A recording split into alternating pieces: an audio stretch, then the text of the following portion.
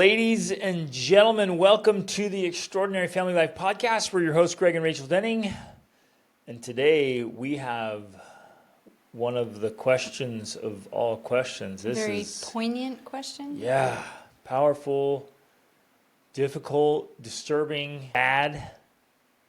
This is a challenging one, and I'm excited to talk through it, and also apprehensive about what it might mean. And I guess it's a hard reality that sometimes we come across things in life we don't want to face, and we have to make decisions that we don't want to make and do things we wouldn't necessarily want to do. In fact, we all wish it would be otherwise. Right. In situations like this.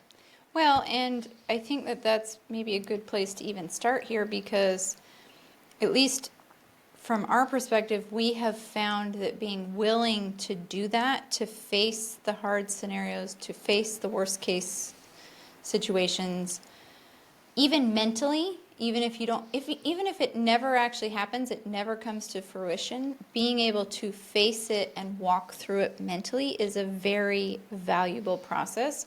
And so that is kind of the approach that at least I'm suggesting today, is that you mentally go through the worst case scenario so that it gives you better insight into the decision you actually make. Right. Whether you decide to actually take this course of action or not, you're better prepared to handle whatever choice you make, because you're like, okay, I walked through the other scenario. That's a phenomenal strategy for Yeah, life. it is. Life and business. Yeah. Mentally, let's go into our mind palace and lay out pathways and kind of walk down a ways and be like, okay, what are these options? Okay, mentally I've done that. And then, if needed, you can even verbally do it. Say, hey, let's talk about this. And then the last scenario is like, okay, Let's actually we make have it to happen, do it. right? Yeah. And I want to emphasize that, because I think part of the reason people remain stuck often is because they're not willing to go through that process mentally. For so many people, something is so terrifying that they don't even want to mentally think about it. I mean, I even know people who will refuse to watch a movie that disturbs them because they don't mentally want to go somewhere where they're afraid to go. And I have found that the best course of action, that's the best place to be exposed to. Oh, it totally is. To something challenging or difficult is in a movie. Right. It's not your own life. I mean, I have as a mother, okay, I think as a mother, one of your worst fears ever is that a child could die or your spouse could die. Like, one of those things happening is one of your, at least for me, is one of my greatest fears. And I know it used to be absolutely terrifying to me, like sickening to me, to even think about it. And I know throughout the course of our life, our married life, I've watched movies that literally made me cry because I thought that could be our family, that could happen to us. But that's a good thing, I think. But that's a good thing. Yeah. That's what I'd want to say. That is actually a good thing, because if you mentally go through that process, it actually strengthens you. I am now less afraid of those things because I've been willing to mentally walk through that process. And even to the point of tears and crying and like really feeling the grief. And for me now, I do it as a practice of like feeling it as much as I can, which people are like, why would you do that? That sounds miserable. I do it because this is a theory I have. I don't know if it's an accurate theory. I like to kind of believe it's an accurate theory. I feel like if I'm willing to do that mentally and emotionally, then maybe I don't have to actually do it in reality. That's one reason I do it. But the other psychological benefit is I feel like it actually makes me stronger. Yep. At the very least, Absolutely. mentally walking through that, I'm like, okay, yeah, that would be absolutely horrible. It would absolutely suck, but I would survive. I would be able to move on. I would be able to deal with it, right? So I find it a valuable process to do that, and instead of avoiding it, because I think the avoiding it actually keeps you underdeveloped. 100%. And weaker and less prepared. Exactly, right. And this, man, that practice applies across so many areas, including any kind of preparation for a natural disaster or an attack or a robbery, or you never want to think through the horrible things of like, what if somebody broke into our house at night? You're like, Right. like, no, walk through that, think through it, and say, what would you do? Exactly. as a woman also, like, I'm going to admit this, I'm still afraid of the dark, right? Like, if you're not around, I've noticed I'm more afraid of the dark if you're not around. If you're like out of the house, I'm afraid of the dark. And if I walk around, I feel these fears of like, oh, what if someone breaks in and attacks me and rapes me or whatever. But when I'm willing to mentally walk through that and then think about, well, what would I actually do in that case, especially as I learn more of the skills like that we're going to be talking about in the November training here in Portugal, like self-defense skills, then that fear dissipates because I'm more prepared to be able to handle that eventuality. And I think it really, our fear stems from a lack of preparedness. When you are prepared, then the fear dissipates. It doesn't mean it goes away for 100% per se, but it definitely is lessened because you're more prepared. But I also think that this approach works great for even something like dealing with religion. If people mentally walk through the worst case scenario, yep. Like what if I lost my faith? What if I didn't believe in God? Or actually asking those questions, do I believe in God? What if I left my church? What if I did all these things? Mentally walking through that actually gives you more strength and more faith and more power than avoiding it because, oh, I'm afraid to go there. Being afraid to go someplace is actually a sign that that's kind of where you need to go, at least mentally, because avoiding it just keeps you weak and underdeveloped. Right, and walking that we've talked about this so much, the labyrinth or going the full circle, it makes you so much more developed, and it will actually strengthen your faith and strengthen your marriage and strengthen your mindset, your spirituality, exactly. all of it. You become more whole. Yeah. If you're willing to go all the way. Now, some people they just dabble a little bit, and then they're like, oh, they fall apart and they fall to pieces. We've quoted Francis Bacon many times. He's like, if you start studying philosophy and you go halfway, you lose your faith. If you keep studying and come all the way back around, your faith comes back and it's much stronger. Right. Like that's the idea. Of like you got to go the full circle. Well, and that is the danger because people don't go the full circle, either mentally or in reality. And so, they end up doing something like, oh, I'm going to leave my religion or I'm going to leave my spouse. Thinking that's going to solve my problems. Like, that's going to make my life better. And they haven't gone the full circle of like, okay, well, what happens after that? Now you've left. Now you've thrown off all those standards that you thought were connected to your religion. Now you are sleeping around, whatever. All these things you thought that were you thought binding were off you. limits to you and binding you and limiting your freedom. Now what? Are you actually happier? Like, what happens after that, right? And that's where you have to go. You have to walk full circle and come back to, and that's the irony. We often come back to like, oh, well, actually, no, this is a good thing, right? Having religion is a good thing, or having standards is a good thing. This is interesting and very relevant to today's topic. It's like you have to cultivate and develop some mental stamina, some mental agility, mental capacity to be able to walk out into the future and see and foresee possible consequences and outcomes. That's a skill that has to be developed. And I think reading helps a ton because you read all the great classics. Read through the great classics, and like that's what they've walked through those. They scenarios. do it exactly. You read the whole story, and you're like, oh, there's a scenario. I didn't have to imagine this. There it is. The author's already imagined it for me. So reading through great classics does that, and I think that's why they're classics, is because it lays out all these possible scenarios for your choices. So just reading would make it so much easier. You don't have to create the scenario in your head. You just read about it in fiction or real life. Traveling does that because you go out and you're exposed to so many different things. Obviously studying history and then meeting lots of people and just talking to people and not superficial crap like the weather, but like, no, tell me about your life. And people will tell you this worked, this didn't. And you're like, okay, this is giving me tons of... Well, they may not tell you so specifically, but they'll tell you in other ways by just telling their story. And you're like, oh, that didn't work so well. Right, exactly. And I guess especially if for you me, study in human psychology. In my experiences, the way I love coaching and I love helping people and I love learning with people and connecting, and they tell me and they put it all together. And then I even like, oh, so you made this choice and got this outcome. Like, yeah, usually in tears, like, yes, I did. It was horrible. So very relevant and very important for today's topic. You have to mentally walk out and play this out in different scenarios to see how it works. But let's dive into the question. Yeah. And so that's what we are going to help this person walk through in this question today. Simply, not that we're suggesting this is the course of action you should take, but you need to consider taking this course of action so you can be more grounded in the decision you make. Yep. One way or the other. Well said. Okay. Okay. Hi, Rachel and Greg. I just love you guys. Thank you so much for all you do. I have a question I'm hoping you'll address on the podcast. I have been on a very deep and powerful personal development journey for the past 10 years. I have overcome so much, worked through so many things, and continue to grow and develop daily. I listen to your podcast nearly every day.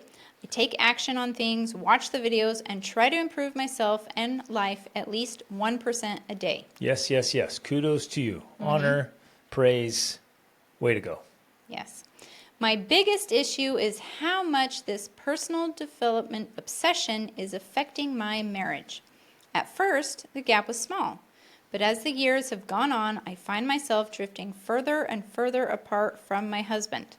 The mental, emotional, and spiritual gap between us is so vast now that I honestly can't even hold a conversation with him. I feel multiple levels ahead of him in most aspects of life and have come to the end of my rope. He's just not progressing in his life, and as a partner, I feel resentment, frustration, and almost shame towards him. We've been to counseling. I've read all the marriage books you have suggested. I've tried to get him to read them too. I've written him letters. I've made him lists. I have had multiple conversations with him about this, and still very little effort or follow through. There's just no desire to change. I think I've been going through years of grief in my marriage, knowing that I will probably never have an available, connected, or proactive partner to do life with. He's a good guy, a decent father, and a good provider for our family.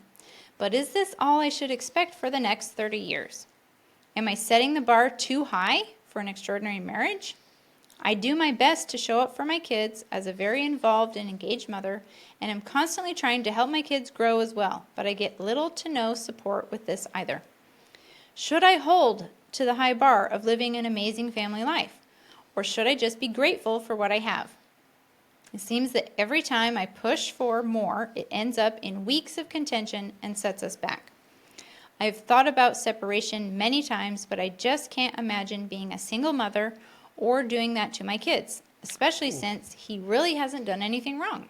It's just a constant level of disengagement, dissatisfaction, and disappointment. Please help. Wow. Now, there's more. Do you want me to read the rest now? And Let's do a little intermission here before we continue. I just want to share some thoughts. I think we should have an ideal, and I think in the ideal that every man and every woman would ideally know what it's like to live with someone who is striving to be their best, who's leveling up and going after it. It's amazing. And it should be the norm. It's not, Yes, it's and not. we're not going to get anywhere close to that in reality. But that's genuinely one thing I think about often, and it breaks my heart. I'm like, some people will go through life and they'll never know what it's like to be married to somebody who's chasing greatness. And the individual himself or herself won't know what it's like to chase greatness. Like they just settle into this comfort, That's also this comfortable, sad. easy existence. That's pathetic. I've often said for years the greatest tragedy in life is when a human being fails to reach their full potential. Well, and our favorite definition of hell is when the person you are meets the person you could have become. Yep. That you will be the ultimate suffering. Right. Yeah, I mean, I've heard Jordan Peterson talk about it, and it's hit me in a very poignant way because we need to have ideals. Like, there need to be ideals in the world. There needs to be an ideal marriage example, like, you know, that we're striving for. There needs to be the ideal man, the ideal woman. Like, we have to have ideals that inspire us towards better things. It's required. It's necessary. There's a lot of danger in the world right now because people are throwing out ideals and they're saying, well, no, there's no standard. There's no definition of what should be. There's not even a definition of what a man or a woman is, right? Like, it's whatever. There are no definitions. There are no ideals. that's actually very, very dangerous. And I think it's proving itself in the world now. Like, that's the foundation of mental and emotional instability and almost insanity, right? Like, mental illness is caused by a lack of clear ideals and clear boundaries. We need those things. They are necessary and required. And yet, the reality is most people will not reach those ideals, at least in this lifetime, right? I personally believe in life after death, and I think our progress continues onward afterwards. It can. That's Some true. people won't go anywhere in this life, and they won't Yeah. go anywhere in the next One of life my either. favorite books is The Great Divorce by C.S. Lewis, and it's just so hilarious because he just lays out this whole scenario where, yeah, people and I believe it's true, that's why it's funny. People will keep themselves out of heaven. They will keep themselves from what's amazing and wonderful and great in this world because they just refuse to participate And in they're that. doing it now, right Yeah, now. and people do it now. There's so much. In a way, that's exactly what's What going on he's here. doing, exactly. There's so much he could enjoy. Yeah. So much more life. And he's like, oh, why would I do that? One So of the much things, it's effort. so bright and shiny Yeah. in heaven. Why would I Everyone's wanna so be there? happy here. Everyone's This is so happy. annoying. And we just want to settle into our own little pit of mediocrity. Yeah. And it's absolutely pathetic. So yeah, there's this kind of uncomfortable dichotomy there of like, well, should we have ideals and should we be pursuing those ideals and knowing that we may never reach them, knowing that we may never live up to those ideals? And the answer is absolutely. 100% Yeah. we should be chasing ideals. The answer is absolutely, but in reality, for many people, that may just be a lot of pain and suffering, like she's talking about. It's going to be. Yeah. Buckle up, buttercup.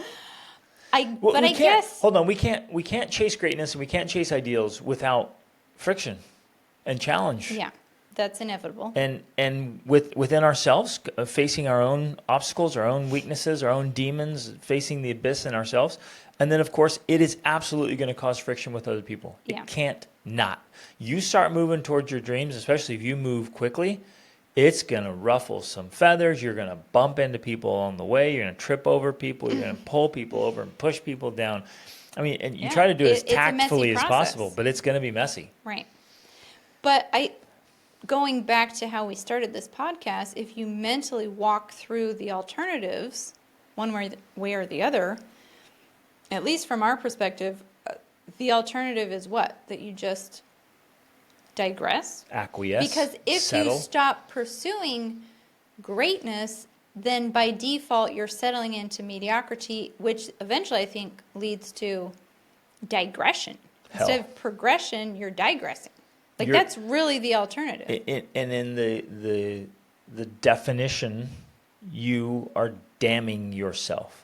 Right. You're damned. Where damning means to stop Stop, progression. yep. That's what it means. Right. Damn means stop progression.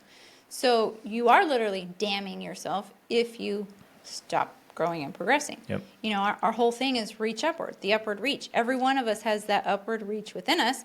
Even this husband, despite the fact that he's fighting it, he has the upward reach. And if we choose to not pursue it, especially when we've been exposed to so much, light, knowledge, information, inspiration, it is essentially damning.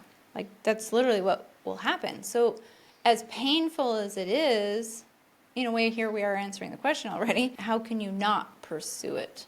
Because that would be like death to your own soul.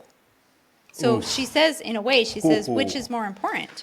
To pursue personal development or to, actually that was later. Oops, I skipped ahead. Okay, well, go ahead and let's go finish. Let's keep going. Okay, because then I have an assistant and she responded to her and said, thank you so much. I'll make sure Rachel sees this as a suggestion. Have you listened to these episodes yet? She says, and she listed number 254, what to do when your spouse isn't showing up in your family life. Can't read it, it's too small. How to have a positive influence for change in your relationship. I just can't see the number. 270 and 167. How to get your spouse on board with your dream and goals. And So those of you listening, if this is something you can relate to, go listen to those yeah. episodes. And so then she responded and said, thank you. Yes, I have listened to every single episode multiple times. LOL, and I love them all. I've just tried all the things, but he doesn't seem to care. I guess my question really is it possible to have an amazing life on your own? That's a tough question. I'm not done. I'm not done, but I want to intervene for a second. That's a tough question. No, it's not. It's easy. No. Well, that's what I was going to say, but we are meant to be together. I know. It's true. But it's a tough question because at the same time, you can't expect I can't expect you to make me happy. Even though you bring lots of happiness to my life and us being all together. All of your happiness, essentially is what I bring. Much, right?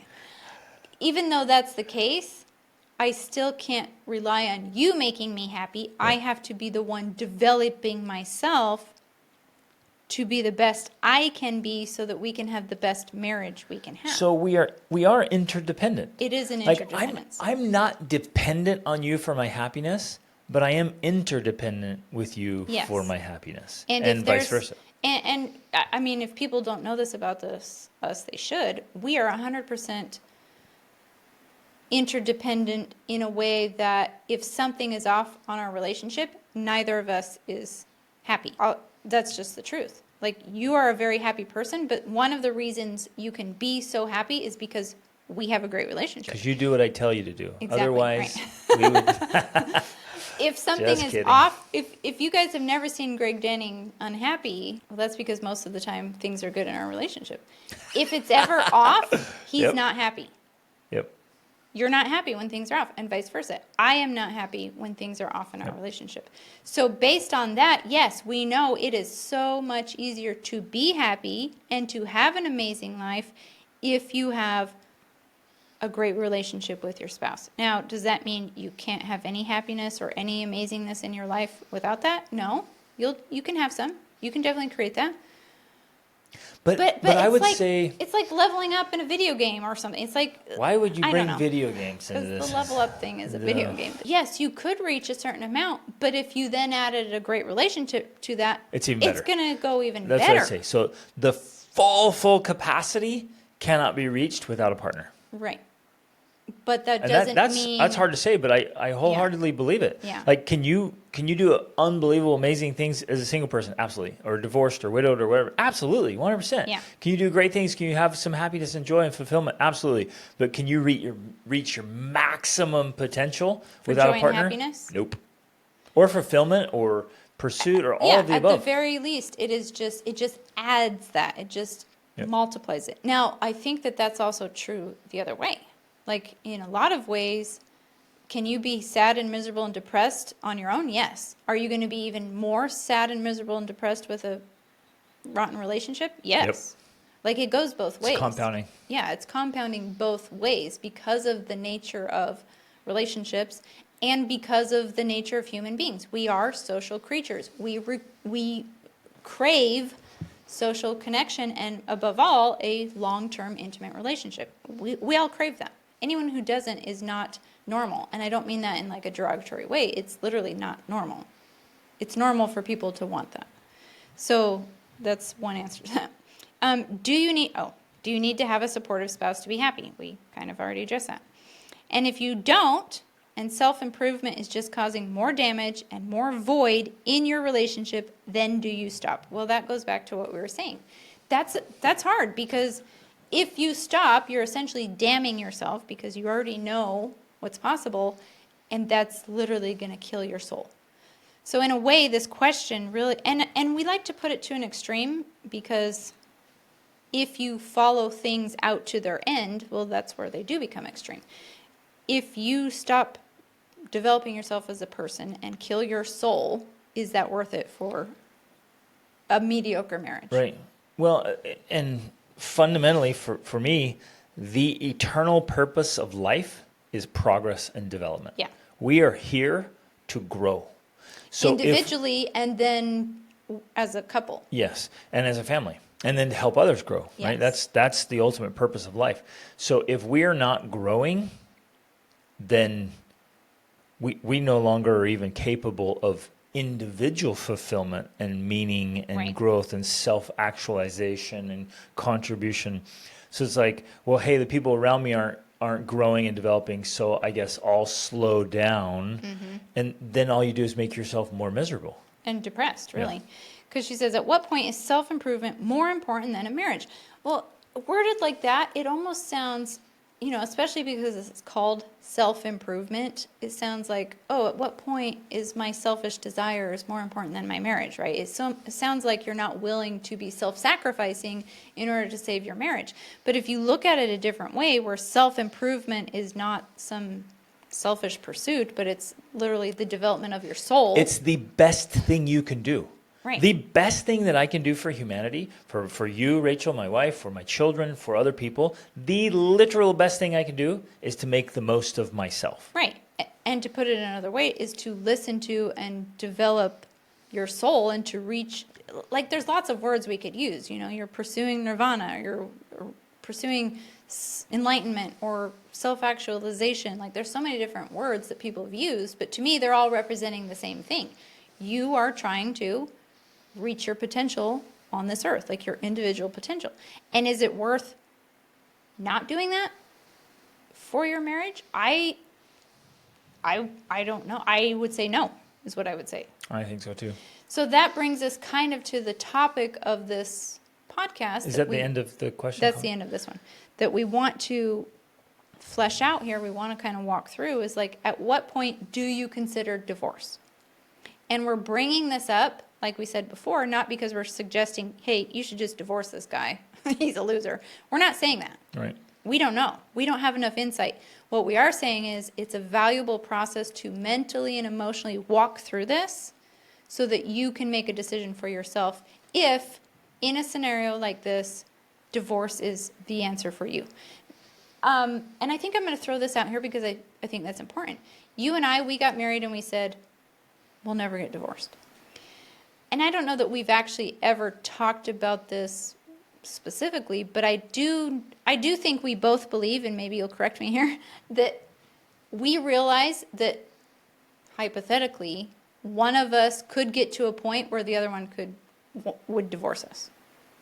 Because our thing is not divorce no matter what. It was though. Let's walk through this. It was starting out. So, yes. but it was for a specific purpose, not like, oh, you can do anything and I'll never divorce you, or I can do anything and you never divorce me. It wasn't that. It was True. like we're not going into this leaving the back door wide open Yeah. so one of us can run In case away it if doesn't thing work. gets hard. Right. Yeah, it wasn't. It's like, hey, if this doesn't work out, we're out of here. It was like, look, we're going in with a full commitment. We're going to both grow. We're committing to grow. We're committing to be our best selves. We're committing to work through our problems. That was the mindset we went in with, and it was super important. Well, I think that was inherent to that belief we had. The belief was divorce isn't an option, but with those underlying conditions, even though I don't know that exactly. we ever explicitly said them, they were That's almost, what we meant. it's like what we felt. Right. We knew that we were both on this path of growth and personal development, and so as long as we're on that path together, well, divorce isn't an option because we're just going to figure it out. We're going to Yep. work through the problems. Yep. That is what I truly believe too, and that's the advice I give. If you're both willing to work at it, don't get divorced because you can figure it out. And you'll likely be unhappier. Well, and Outside of marriage. I want to talk through all of that Yep. more in detail. But in a scenario like this where one person is not willing, Okay. that's when you have to start wondering, like, okay, you have to start asking these harder questions. Yep. Because, as I was trying to say, even for you and I, like, if I decided I'm done with personal development, I'm going to just start eating donuts, I'm going to sit around all day and watch my favorite shows. Your soap operas. And that's about it. Just let yourself go. I'm not kidding. If that went on for 2, 3, 10 years, Greg would be gone. At 2 or 3 months. No. I'm giving you the little benefit of the doubt here, babe. Like, I'm trying to help people realize you're not that harsh. 2 to 3 days, it's a serious issue. 2 to 3 weeks, I'm drawing a hard line. And that's true. At 2 and to that 3 sounds months, harsh. I'm like, you're look, giving an ultimatum. yeah, it's a hard ultimatum. I will not tolerate that. And I know people are like, wow, That's great. insane. Like, you're a little harsher. Now, let's be understanding. When I'm pregnant, that's practically a description of me when I'm pregnant, minus the donuts. I don't do the donuts. But I love to sit around and watch my favorite shows. And during that time, you manage it. You put up with it. You dealt with it. For whatever reason, it was temporary. having a baby inside of you just altered Well, okay, alters hold all up. my It hormones and chemistry. completely alters your biochemistry, which makes you a different person. Yeah, And so exactly. I was super patient. Yeah. And I was like, okay, I'm And married to supportive, Rachel and you'd go out and buy my French too. fries and And hamburgers. this is not the woman I married, and this is not the woman I'll be married to for years. This is the strange baby carrier here. And so I was unbelievably patient. I get Yes. that. And so then if something changes, and I guess I want to hit this home right now. Before you get to these big drastic decisions and somewhat final decisions, a divorce is pretty final. You literally have to do everything in your power to change it, prevent it, alter it, transform it, whatever. Now, here's what I see, and I've seen this for 25 plus years. We try 10 or 15 or 20 things, and we think, I've done everything. I've tried everything. And I hear that all the time. And it was even said in this question. It's like, I've done all the things. That's not true. I have not personally met with your husband yet. Okay? Don't ever draw the line and say, I'm getting divorced, unless he's at least met with me. Like, I know I can get to this guy. I know I can, because I do it all the time. And I know it. If I were to talk to him, I'd know exactly what his real problem is. Mm-hmm. There's an underlying cause to the underlying cause. You say he's unwilling to progress, he's unwilling to change. There's something there. There's some blockage, some fear, some resentment. Something is blocking that. I could get to that. Mm-hmm. And I can unlock it. We went to counseling. I don't think counseling works. I'd say 99 out of 100 counselors, they need coaching. Well, They themselves need coaching. It just doesn't work. It's not helping. So, and most counseling causes divorces. It's just right. It's not good. I was gonna say that because she said she's read all the books. I would love to specifically know if she's read The Empowered Wife by Laura Doyle. Yep. And she in there, you and I believed this for years, and I used to think maybe there's just something wrong with us that we believe this. But then she confirmed it. Yeah. She's like, counseling leads to divorce. Yeah. And the reason why it does is because the focus of counseling is on talking about the problems of your spouse, generally in front of your spouse and in front of another person, which just causes more problems, especially for men. Counseling doesn't work. Yep. What does work is coaching, because coaching focuses on changing behavior to get the results that you actually want. And giving you the tools. Giving you the well, and again, tools to there's a get the lot of results. crap coaches out there. Just absolute Yeah, garbage coaching. coaches. They paid whatever for some stupid certification. They have no results. And they don't know how to work Right. with people. But a really good coach will help you recognize your own problem and then help you come up with solutions that actually work for you Right. to create better results. So I could meet with this guy and transform him. The other thing you haven't done, you haven't met with Rachel and do coaching with her, because she's going to walk through these things. And the reason I'm so adamant about this is because we all have our blind spots. Mm-hmm. And it's so hard to see. We think, I'm doing all this and I'm doing all that, and I've changed so much, I've progressed so much. And I guarantee, this is for everybody who's listening, I guarantee, sit down with us for 30 minutes. Or invite us over for 10 minutes and we can pinpoint exactly. 10 different things. Yes, bam. Tell me your habits. Tell me what's going on.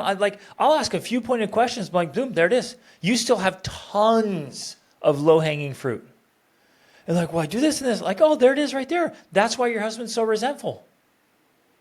You didn't know it. You're unconscious. It's totally innocent, but it's collusion. You're causing the very problem you're trying to avoid. And you guys, I see this every single week.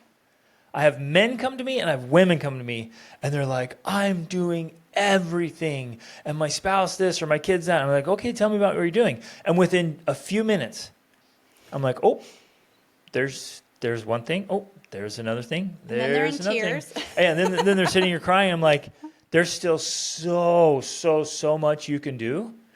I know you've made a lot of progress. Fantastic. Celebrate that. I know you've come a long way. Great. But you're actually missing this, and this. So you're not anywhere even close to saying, I've done everything. Should I leave my spouse? It's like, well, no, you have 15 other things right here that are actually really easy to do to change yourself, to get better results, to start influencing your spouse or your kids. Yeah. And this is another challenging, we run into this a lot, actually. And so I think it's important to bring up now, because one of the other challenging aspects of self-development, one's on a different journey. That's just the case. Everyone is on a different journey, and everyone started at different points. And so you could show up at the same point as someone else and be like, oh my gosh, I had to come all of this way. This was a long, long process. And yet when you get there, you have people that came a shorter distance or came from another place. And then, everybody, because of that background, they may not recognize that for you it was a lot more work. Exactly. And the other side of that is then they're like, no, well, that's actually where we're going, up there. Way up there. And you're like, I thought I've arrived. Yeah, I thought I arrived because I've come all this way. Exactly. And you're telling me it's not good enough? We haven't even started. We haven't even started on the foothills. Trip? Yeah. And unfortunately, what I thought was a mountain was a little molehill. Yeah. Like, dang. Unfortunately, sometimes that's the case, And so the point is, many people along our journey who have, walked with us for a time on the path, they get frustrated and upset and end up leaving sometimes. And exhausted. Because they're like, it's never good enough, Dennings. You're always saying there's more. You're always saying what I've done isn't enough. And that's not to discount what you have done, because what you've done is amazing. It's amazing. Absolutely amazing. It's great. Yep. But if we were to sit here and tell you, oh, that's enough. Good job. Way to go. Yeah, that's good. You're right. You've done everything. We'd be lying to you. We'd be totally lying. It's not true. And again, we hold ourselves to this own standard, okay? Yeah. I would never, ever say, I've done enough. I've done it all. I've done enough push-ups. I've done enough workouts. I've arrived. I'm just going to take it Rachel, easy. you should love me as I am. Because I've come a long way, when we got engaged, I told her that. I'm like, I will never ask you to love me as I am. And I still don't to this day. 23 years plus of marriage, I'm still not. You should love me as I am because I'm a pretty good guy. It's like, no, you are a pretty good guy. I'm not stopping. You're the best guy I know. I'm not stopping. Right.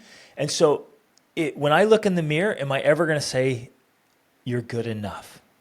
Nope. And now to some people, depending on how they interpret that, they might think, well, that's so unhealthy. Well, the way I do it is super healthy. And we have the results to back it up. Results don't lie.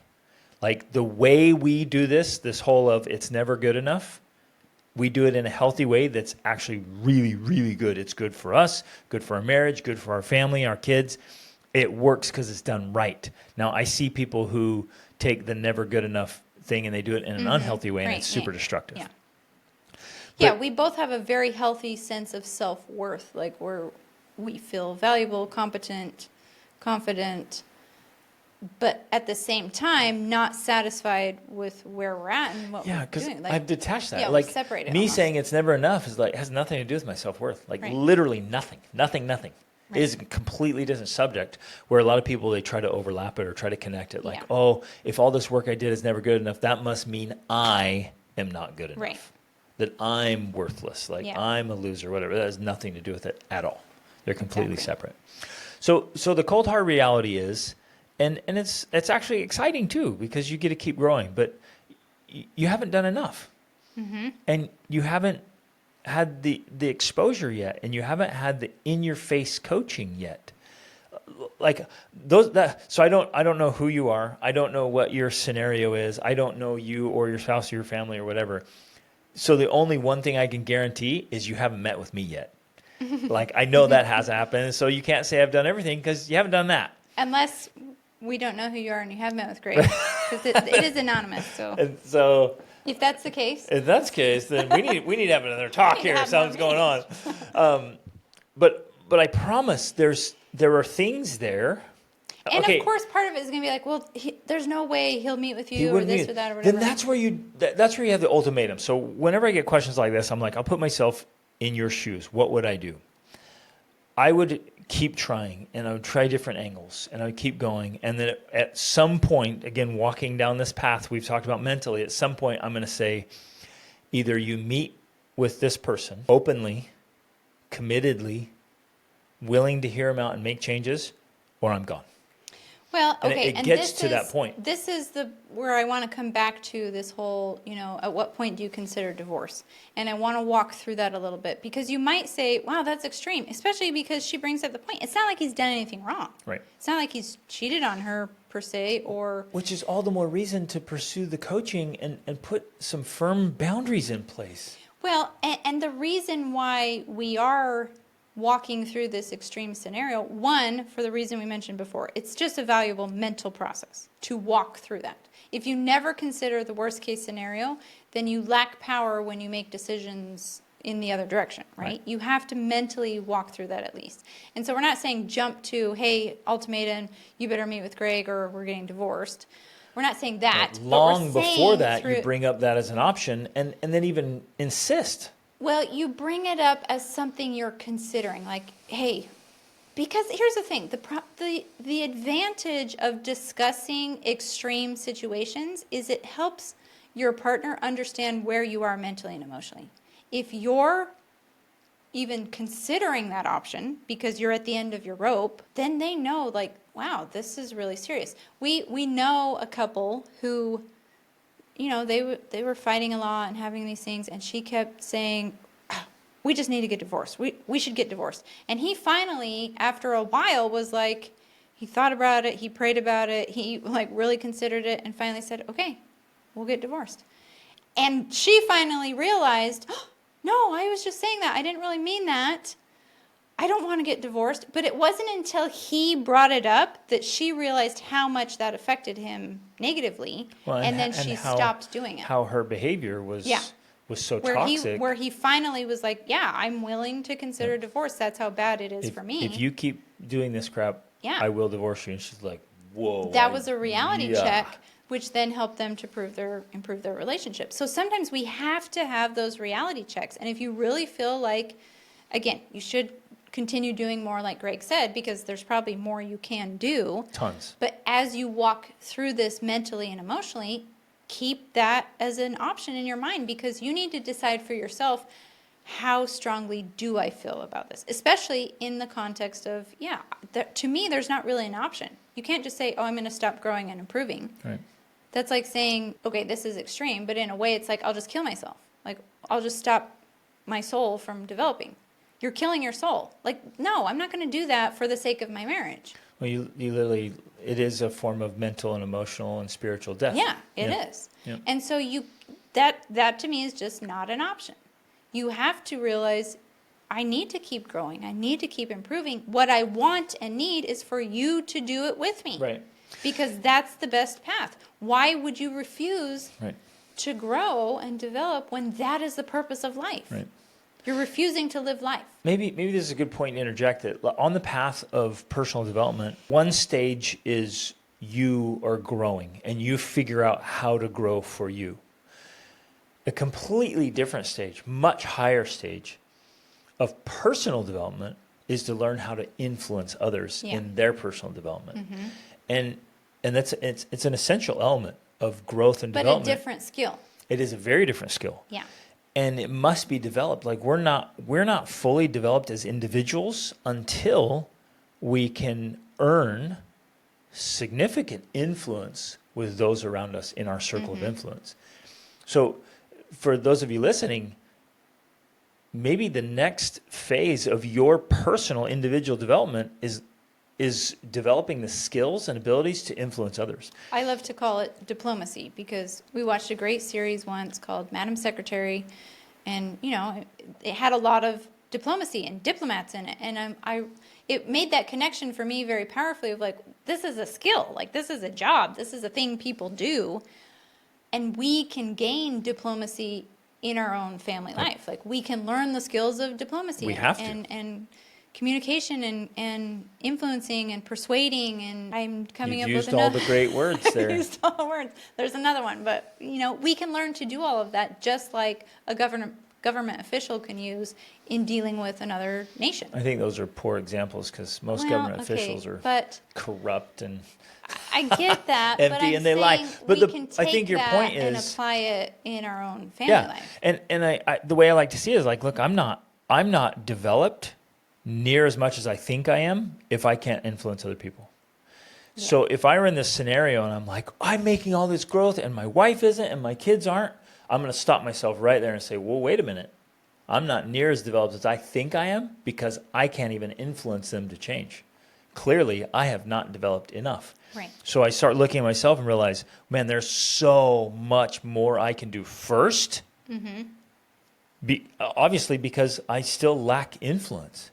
If I can't get you, Rachel, to do something, then I'm not developed enough as a person, as an individual. If I can't get my kids to willingly buy in, I'm not there. I just know that. So it would be very arrogant and prideful of me to sit here and be like, I have grown so much, but my kids just won't listen. Right. Because the reality check is, clearly I haven't grown enough because my kids aren't listening. Yes, that's true. It's a hard reality check, and it's super important. And then the other side of it is it just takes time sometimes. Because as you were, I don't think so. Wait, because I want to use the example because people already know this part of our story where the whole exercise thing. You were totally sold and convinced on exercise, but it probably took you a good 10 to 15 years to convince me or to persuade me enough to join in that pursuit. You know what I'm saying? Mm-hmm. And that was partly you developing your skills of being able to influence me in the right way and my own growth journey of me coming around to that belief. So sometimes I think it just takes time. Interesting. That's all you got to say? Interesting? Yeah.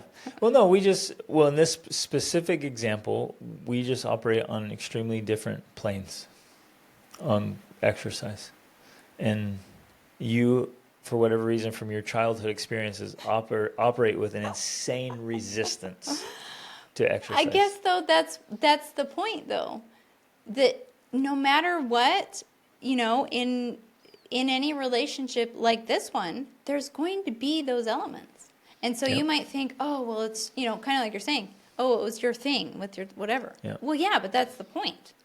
That's the point. I had a blockage about, and we've talked through it a lot, with exercise and sweating and all of these, my face getting red, I had this whole thing from my childhood that was blocking me, which then, of course, blocks your influence, especially if you're addressing aspects of it that don't connect with the real issue for me, right? Right. So that becomes an inherent part of the challenge of influencing because we have to learn how to work through those things, or I simply have to, yeah, you're right, it could have been addressed faster if you and I, because the other problem is I don't know, I'm not aware of it. When you begin processing something like this, neither person is aware of what the issues are. One, we didn't have the understanding of human psychology. I didn't have enough understanding or awareness of myself. You didn't have enough understanding and awareness of women and how to, work and influence me. So there was a lot of different factors there that had to be worked through in order to get to the core of the issue. Now, today, if we got married today with all the information and knowledge we have, yeah, we could come to a faster solution with that. It wouldn't have taken 15 years, but we didn't have that. Right. And so we had to learn all of those different skills, all of those different aspects to be able to get to the source of the issue, to then be able to remove that block, which kept me from exercising. Right. But there's still, I guess this is a good point to share here. We have to choose what we're willing to fight for and stand for. There's nothing more that I would love than to have you climb Mont Blanc with me next summer. But you're not there and probably don't want to. I would absolutely love for you to go back and summit Kilimanjaro with me, but you don't want to. My whole life I dreamed of having my partner at my side doing these big adventures, but that's not what, you're not willing to do that. So it's something I had to accept. Compromise or accept? Or... Yeah. If it was like that and like everything, I'd be like, then yeah, at that point I'd be like, we're getting a divorce, I'm moving on. But that was one I just had to let go of, and it still pains me. Everywhere I go, every cool thing, I'm always like, I wish Rachel was here. Well, okay, not everywhere and everything. Okay, I'm sorry. The hard, and extreme specifically ones. In the very physical, challenging things, in those things. Because some of the best things in life are only experienced at the other side of insane physical effort. Pain. And suffering. Yeah. Suffering. There's suffering Vomiting. there. Mountaineering just demands that. So one thing I did very early on when I realized you weren't going to do that is I'm like, I'm taking my kids. And so as soon as they were old enough, they go with me, and they still do. And your In fact, you haven't even summited Kilimanjaro yet, but your two Yeah. teens did. They made it. Yep. They made it because you were vomiting. I had vomited like 7 times by the time I reached 17,000 feet, and The I funny was thing is, you guys like, come back so with dizzy. these stories, and then you wonder. And well, because we come back and we're like, that was so hard. We suffered so much. Let's do it again. And you're like, oh, there was suffering. I'm out. It was hard and uncomfortable. Wait, it was cold too. I'm out. I was at my all-inclusive room with 3 meals That's- served a day. That's the problem. You And were I in the loved it. lap of luxury while we were puking our guts out I on the know. mountain. And I, yeah, there's not a part of me that was like, oh, I wish I was know. there. I know, but I wish you were. Yeah. So that was one thing. I'm like, okay, I'm gonna go with my kids and maybe some cool friends. But even then, it's never enough. When I'm up there with them, like, this is amazing. I'm like, oh, I wish Rachel was here. So that's one thing I just had to set aside. So as we walk through this, because I want to bring it back to, when do we consider divorce? Like, ultimately, there's always a part of this. There is no relationship where, at least that we know of, where, the spouses are on board 100% with all things. And that's true with us in a lot of ways. Yep. Like, even deciding where to live or which trips to pursue or which dreams to pursue. Like, there's a lot of discussion that goes on for us. And we have to figure out and navigate what is it that we actually pursue together, and what is it that I or you have to let go of and be like, okay, I guess that's just, a thing, Ooh, the other example with us Your dogs? is, okay, yeah, great. I wasn't going to think of that one because it was my Oh, I was example. thinking that one. I love dogs. I love a specific breed of dogs. Not and just dogs. He loves giant, Yeah. hairy, slobbery dogs. monstrous dogs Like that slobbering. amazing. I don't like that they slobber, but I tolerate the slobber. Rachel can't stand that they slobber. And she just wants nothing whatever to do with dogs. So there's another one. No, not with dogs. Oh, with my aunt dogs. has a dog that My dogs. I like. So she can't stand my dogs. That's an excellent Your dogs. example. And I have my dogs. Yes. And she hates them every day. Another example. true. The other one I was going to. I was is- just hating them this morning. Yeah. Rachel could live anywhere as long as she has a nice house. It's true. Yeah. In my mind, I'm like, she doesn't do anything. She doesn't do anything. So as long as she has a nice house, she's good. People probably listen to this and laugh because they're like, Rachel's traveled with you to 57 countries. And which is true. And I love traveling. I really do. But I'm also very much a homebody where I can literally spend weeks in my house and not go anywhere, and it doesn't bother me. Not a problem. And that would put me right on the edge of death. Or insanity. Insanity first, then death. Because I have to be doing things. Right. And so where we live matters because I want proximity to adventure, to Yes. fun, to challenge. I want to be paddleboarding and mountain biking and rock climbing and skydiving. I want to play. I want to squeeze the juice out of life. And she's like, why? As long as I have a beautiful kitchen and a nice bedroom, we're good. I'm like, woman, that is like the And I epitome think- of an empty life. And it's not that I'm against those things per se. How this happened for us is because we were living in Georgia, the state, which is So boring. for our family a very boring state. I was content simply because we had a good sized house. We were comfortable. We had a backyard. We were there for COVID. I thought it was great. But we moved and we left because it was just so boring. And that's how we ended up in Portugal, So, because now here there's paddleboarding. 8 and of the there's 9 of us kayaking, were and there's- bored out of our Yeah. minds. I don't know about 8 out of 9, maybe 6 or 7 out of 9, because there's a couple others kind of like me. But that's how we ended up here. And again, I'm completely content here. You've got all the outdoor stuff you want. I also like it because we go to the beach, we go paddleboarding. Yeah, I can play every day hard. Every single and it's day easy. within 8 to 30 minutes, where we have a choice of dozens of beaches. And it's great, but I'm also content because I have my house and I can also be here and not leave, and I'm good. So that was our discussion for so long. Is like, okay, as long as you just have a nice house, let me just put it somewhere Yeah. that's actually a cool place to live. Okay, but we're going through all these little tangents here, illustrating things that you have to.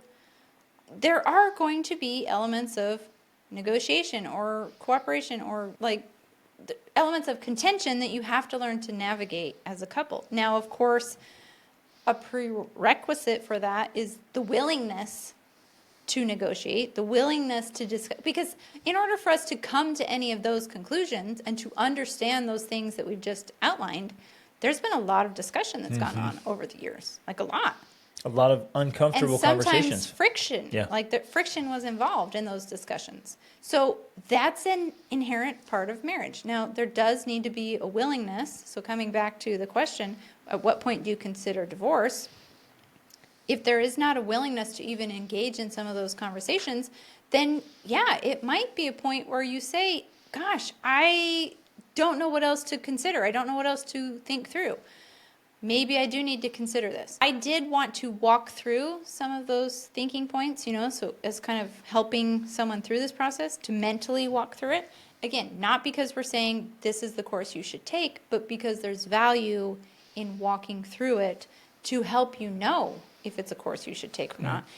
And because sometimes if you provide this as something you have been thinking about, it does allow your spouse to know where you are at. Like you're dead serious about this Mentally stuff. and emotionally. Like this really matters to you. It's important before that ever gets there, though, is that you've got to be able to articulate really well. I guess probably in writing, because like to get something on paper requires you to think through it in a And way, to but you make have it to tactful. understand it, Yeah, right? you So do have even to if you understand. just write it for yourself, it's not for the other person. You got to be able to write it out and be like, okay, this is why it matters so much to me. Very often our spouses don't understand that. We can tell them it was so much emotion. This is so important. They're like, why? I don't get it. Right. Or I just want you to do this, and they're like, okay, so what that you want me to do? Like, until we can articulate And explain it. and it clicks. So until Rachel, she shares something, I'm like, okay. And I'm like, whatever. And then she keeps going. And finally I'm like, okay, now I know why you care so much. Okay, I'll do it. Yeah. Right before I'm like, why are you making Why does such a that big matter? deal? Yeah. It's not. You're making such a big deal out of it. It's not that big of a deal. I didn't get it. Yeah, you told me, so I thought I got it, but it still didn't register. But once I get it, I'm like, oh man, okay, that's different. We have to get there. And I think sometimes this unwillingness we see in others can be exposed and can be talked through. And maybe it can't be talked through right now with your spouse. I mean, that's a very common thing with many couples. They just can't talk through it together. And they couldn't talk through it with a counselor or someone if they're still there. I often, when I'm coaching couples, I'll often meet with them individually so that there's no pressure. There's no strings attached. There's nothing there that keeps them from just being fully open and honest. Say, hey, let's just be real. Exactly. Like, tell me what's going on. Your spouse thinks you're completely unwilling to even grow or progress. Like, what's going on? Yeah. Like, tell me the real issue. And then we can bring that up and be like, oh, all right. Okay, that's important. Can we work through that? And like, yeah, help me get through it. Yeah. And so the unwillingness is often just a front for something else. Yeah, because I've noticed, at least in myself and in others, that oftentimes when we can't articulate the thing, because one of the reasons because we don't fully understand it ourselves, it's like we just keep using these defense mechanisms. It might be the words we say or that we don't say or certain behaviors, but really it's just a way of protecting ourselves against something we're not quite sure how to explain. Yep. Like, this thing, I don't know how to explain it. And so we just keep doing that thing rather than digging in and doing the hard work of figuring out, well, why is it that way? Why do I feel that way? And once we learn to understand it ourselves, then it's easier for us to explain that to our spouse, which then bridges that gap, like she's talking about, of misunderstanding, because now you actually have the words to have the conversation, where before the words just aren't there. They're not there. Or you're using words which have totally different definitions, which we've talked about before. Like you might be saying this one word that means something to you, and to him it means something totally different. Yep. And maybe it's something negative, right? And so he's like, why would we want to do growth? Why would I want that? That's a negative thing, right? For some reason, I don't know. Painful or whatever. Yeah. Or I know especially with men, a lot of men I talk to, they get to a point where they're like, they really think, what's the point? It doesn't matter what I do. She's never happy. It's never good enough. She just nags. I change. She asks me to do something, I do it, nothing changes. She asks me to do something else, I do it, nothing changes. Like, what's the point? So they get this sense of learned helplessness and hopelessness. And they're like, "What? It'll never I end." could do the 20 things she wants, but it won't change anything. She'll just come up with another 20 things. And I still won't get as much sex as I want." So, and that's a common one, which is super important. And it's not right that men think that way. They're misunderstanding it, but it's a reality of how many men think. Right. So people who are genuinely, truly unwilling to change and grow are extremely rare. Extremely Well, rare. The rest of the time, the unwillingness is a front or a reaction to something else. Well, and that's what's difficult is because, she's probably saying, well, I don't want to just keep giving him things to work on. I want him to be pursuing growth. I want him to be interested in developing himself. And that's, I think, where you come in. I think the reality is, I think a lot of men who feel that sort of resistance, they need another man to help them navigate that process. Yep. And a tribe of men, too. I don't think that's something a wife can help them navigate. Right. Agreed. Like, I'm trying to think through. I really don't think it is. Right. I don't think, I do not give you your sense of motivation and drive. You just have that. Now, perhaps I know our relationship plays into that, just like we talked about before. If our relationship is off, you lose that motivation and drive. So having a healthy relationship, and that actually I think is a key piece to understanding this, is that healthy relationships gives you that motivation and drive, but not because I'm telling you. It's not like, I'm telling you, hey, Greg, you need to get up and work and do all these things. You have this motivation and drive within you that's kept healthy and strong by our healthy relationship. And if that relationship is off, that motivation and drive is killed, essentially. Well, yes, and there's been times when it's off where I realize, oh, this is on me. I need to level up, and that drives me as well. Right. So my sincere desire for a fantastic marriage and a great family is a huge motivator. And I know that by improving myself, it naturally improves our marriage and improves our family life. So I keep pushing. But Again, that doesn't come from me telling you those right, things. exactly, or nagging on me, or because a lot of wives, when they communicate, it comes across as constantly nagging and complaining. And so, and you're unique in that you kind of have that. It's almost like you have this internal coach that's coaching you. But a lot of men need someone else to point these things out to them and to help them find their own internal motivation, their own internal drive, so that they connect then the dots have, internally as well. So that they then have that thing that she's looking for. She's looking for that. And we've heard people tell us this all the time. They want their man to be driven. Yeah. They want a man who's pursuing something. Like, that's attractive. But until they find that themselves or have someone help them find it, it doesn't just happen. And so then it just comes across as nagging. What's the point? She's just telling me to do all these things and I do them. It doesn't, which is also unattractive. So it's kind of this cycle that they have to get out of. Yeah, you make such a great point. Like, our entire culture is degenerate. It's just an absolute mess. And for the vast majority of men, they genuinely don't know that they should be pursuing something else because they've checked the boxes. Right. Like, I get my degree, I get a career, providing. I get married, I have kids, Done all the I'm things. providing. What like, else is there? What in the? Why What's are you missing? complaining? Why do you care? Like, I go to work. You have a nice house. You have nice things. Like, we're eating. Like, what else do you want? Yeah. What else is there? Exactly. What else is there? So a lot of it is just this huge blank. He's like, why are you so upset? Like, we've done all the things. Yeah. We have arrived. What's wrong with you, woman?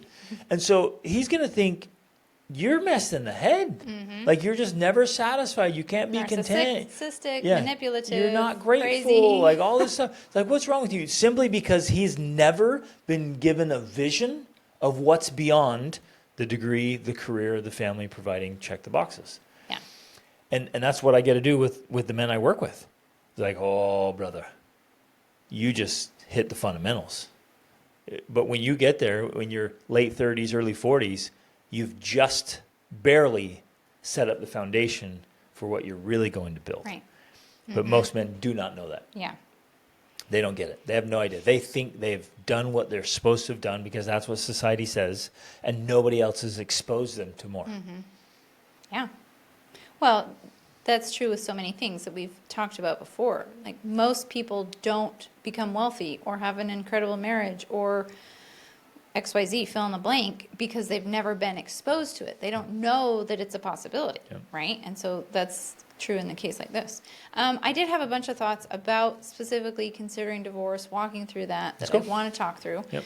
Because we do want to point out that in the majority of cases, people believe that getting divorced will solve their problems and make them happier. But I would say for the most part, that's not necessarily true. Right. Because you have to realize that in some ways it's like a math problem. That's how I think about it. And if you're being challenged right now with one spouse and the children you have, if you get divorced, and now obviously with the intent of probably adding another relationship to your life, now it's like multiplying your problems. And now you think, instead of I'll get learning- rid of my spouse, I'll get rid of my problems. No, now you have an ex-spouse. Yes, now you have an ex-spouse. And now you have kids going that you both will ways. continue to have a relationship for the rest of your children's lives. Yep. And now you add another spouse, which the other aspect you have to consider is that people who are pursuing greatness are extremely rare. You're not going to get divorced and then go out and find some Mr. Greatness pursuer right away and get married and be happily ever after. No, that's not likely to happen. You're probably going to, one, not find anybody, and two, if you find someone, there's going to be a lot of the similar problems. Ooh, and loneliness. The loneliness. And in between, you're going to be lonely. That's and the sad. worst stuff.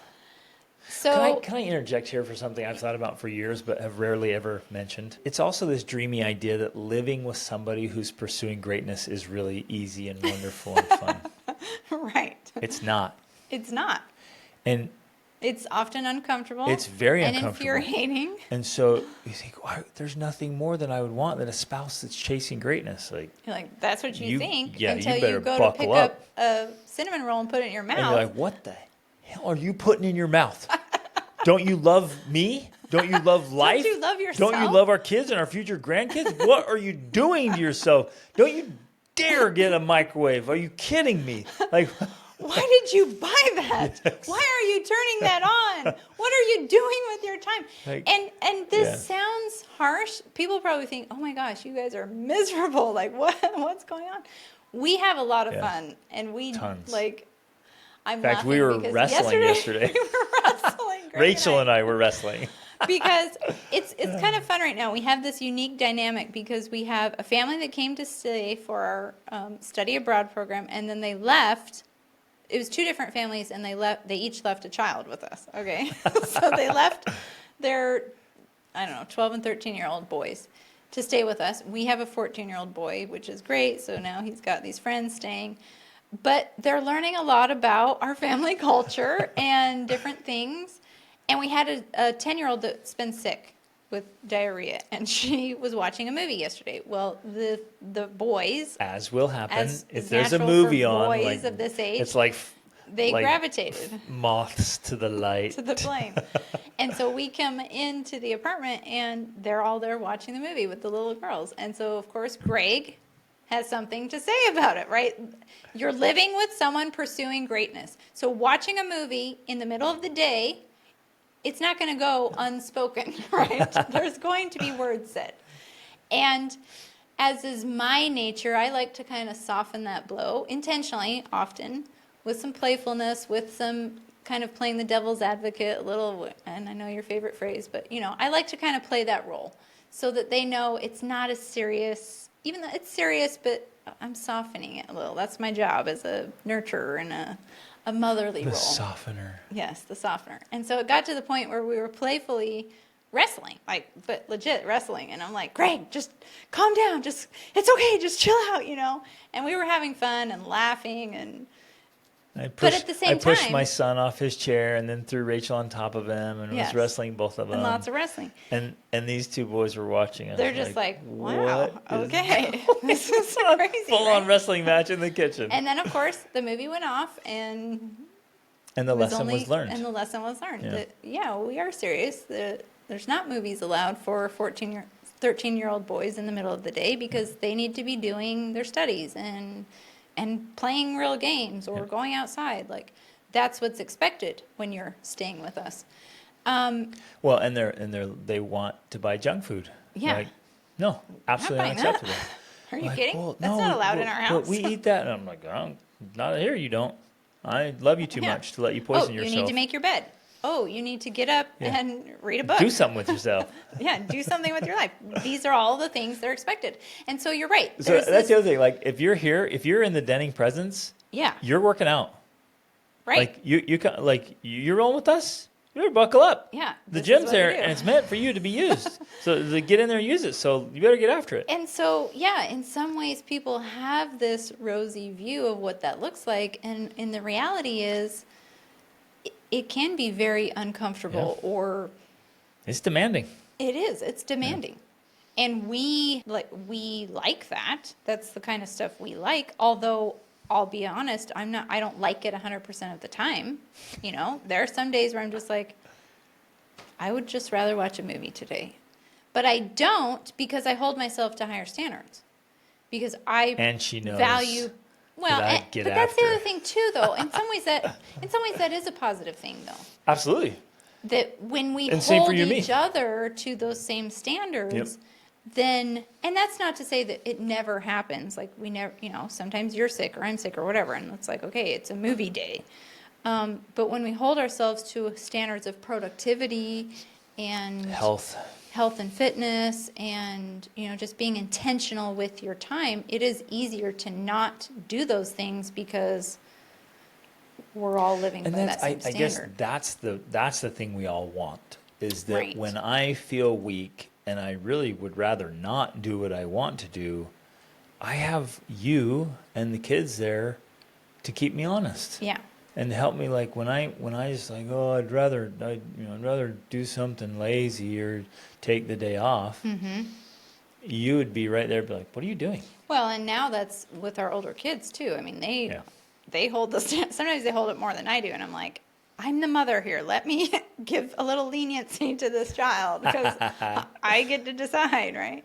But they're like, no, they shouldn't be doing that. And they Here's hold all the standards. Yeah. Yeah, they hold standards. So having standards is great, but it's not always comfortable. Absolutely. It's not always comfortable. So we have to also remember, and I guess we need to remember that on the other side, if we are the ones holding the standard, that can become, if it's hard to not live with. mutual, we do become very difficult to live with. Especially if you're tactless. That's the other Yeah. thing I see a lot. It's like one spouse starts chasing greatness, and they just become so tactless. Right. Well, and I mean, just in the examples we gave, if I wasn't on board with you, if I didn't agree with the junk food thing or the movie thing or whatever, all these different rules we have, there would be a lot of conflict between us because I would be saying, what's the matter with you? Why are you so strict? Why are you so blah, blah, blah? Like, always coming down, Let's play that out for a minute because I think it'll be extremely helpful for today's topic. Let's say, for example, you were completely okay with video games and junk food, right? Let's just play out the scenario because that's a real scenario for a lot of families As an example of problems that people have or they fight over, right? Right. And those are two that I'm just extremely adamant against. Mm-hmm. So the way I would do that, I would say, okay, if you're gonna say it's okay for the kids, at a minimum, you've got to read these books and totally understand the research and science. You're saying I would need to Yes. read them. So if you're saying So yes, you would push enough. I would absolutely insist. I'd be like, okay, I will let you. You can make the rules as long as you first read these books. Exactly. Otherwise, I'm going to keep having an because opinion here. here's my framework is until you've educated yourself on something, you literally don't have the quote right to even have an opinion or make decisions about it. Like there's no way in the world. I was actually thinking this morning because of this desire for junk food. I was like, no, like as a parent, you don't even have the right to make decisions about what your kids eat or don't eat until you've educated yourself enough to know what you're giving them. They do have the right, because that's how the country. Well, okay. I get what you're saying. You have the freedom, but at a higher level, at a higher standard, it's like no way. You're so ignorant about food and what's in it. You can't even make a competent decision.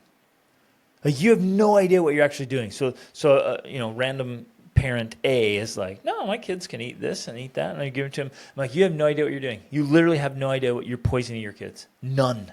And you haven't done any homework, so you're like, yeah, of course my kids can eat that. Why? That's what everyone does. Why wouldn't they be able to eat that? I'm like, yeah, you shouldn't be able to make that decision.